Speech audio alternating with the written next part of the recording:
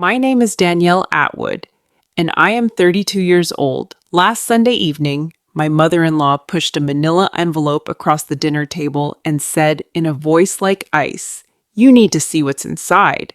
It was a DNA test, run on my 3-year-old daughter without my knowledge. She thought this envelope would blow my marriage apart. What she didn't realize was that I had already found out about the test 2 full weeks before that dinner. And what I did during those 14 days changed everything that followed.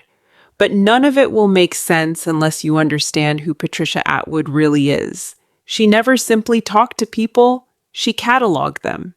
Every phrase, every gesture, every crack in someone's composure got filed away for later use.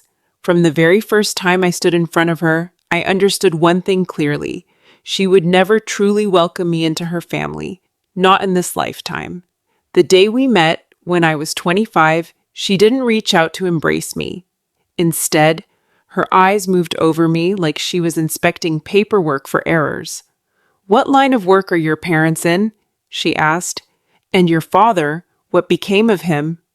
Every reply I gave went straight into her private archive. Mark told me afterward, "She approves of you, I can tell." I already knew better. She wasn't approving of anything. She was gathering evidence for a case she hadn't yet decided to file. Once we married, she folded herself into our household as though she'd always owned a share of it. She dropped in without warning, reorganized our kitchen shelves, and delivered judgment wrapped in the language of concern. Her smile never wavered, calm, calculating, watchful.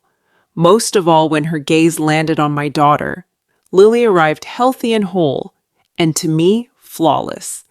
But Patricia zeroed in on one detail, the deep red of her hair. It became something she couldn't let go of. "Strange," she'd murmur at every gathering. "No one in the Atwood line has ever carried that color." She repeated it until suspicion seeped through the family like a slow leak nobody could quite locate. I stayed quiet. I watched. As an occupational therapist, I've learned that behavior always tells the truth. Eventually, patterns don't lie, even when people do. Small things started stacking up: a sippy cup that vanished and reappeared oddly, a sealed plastic bag hidden away, an envelope glimpsed once on her desk. None of it made sense alone, but together they told me I was being observed. And worse, so was my little girl. Then my phone rang. A woman from Geneva Labs informed me that a paternity test had been filed under my daughter's name. "I never gave permission for that," I told her. Stunned, she paused before answering. The request came from the child's grandmother. That single sentence changed the entire shape of the situation, because what Patricia had done wasn't just cruel, it was against the law. I phoned an attorney that same afternoon, a woman named Rachel Nguyen. Her advice was short: stay silent, change nothing, let her expose herself.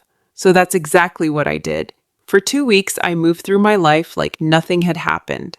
I made dinner, I went to work, I smiled at family gatherings. Underneath all of it, I was quietly assembling a case, dates, conversations, a clear timeline, because I understood now that Patricia wasn't simply testing my daughter's DNA.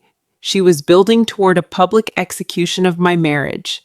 I found out her plan by accident, overhearing her daughter Courtney on a phone call. "Mom's going to lay it all out at Sunday dinner." My stomach dropped. That was the moment. A staged reveal in front of the whole family, meant to be the final blow. Sunday came. The table was set, the family assembled, and Patricia sat unnervingly composed.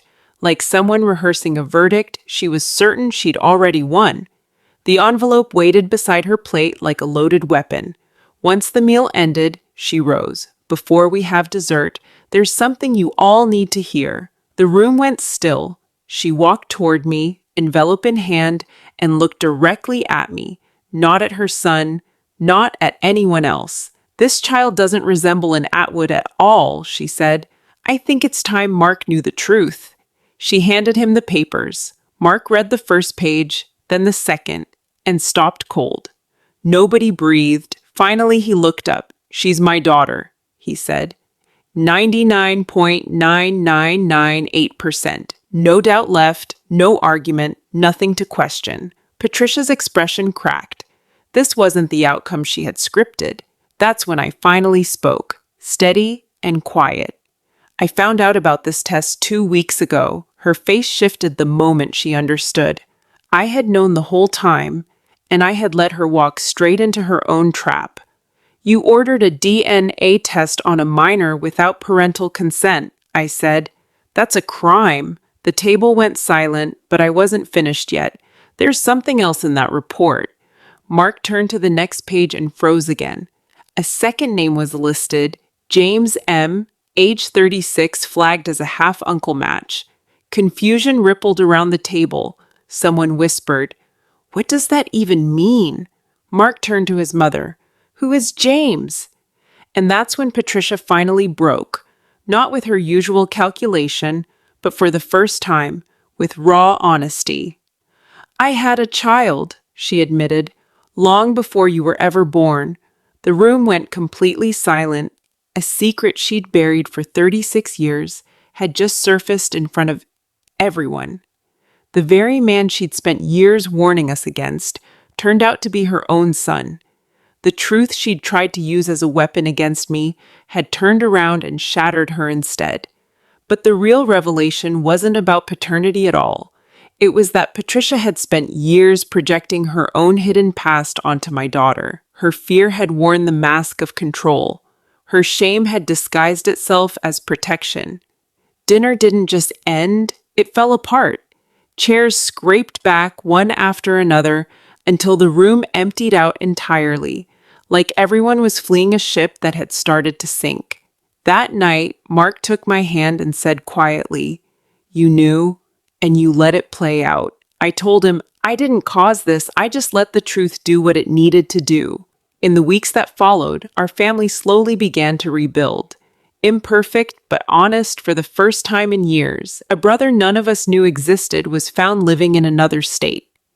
A father learned what silence had cost him, and a woman who had controlled everyone around her finally lost the grip she never should have had in the first place. As for Patricia, she stopped dyeing her hair. The truth she had spent decades trying to bury had been sitting in plain sight all along. If there's one thing I carry from all of this, it's this. The people who work hardest to expose you are usually running from something they can't face in themselves, and sometimes the very weapon aimed at destroying you ends up being the thing that finally sets you free.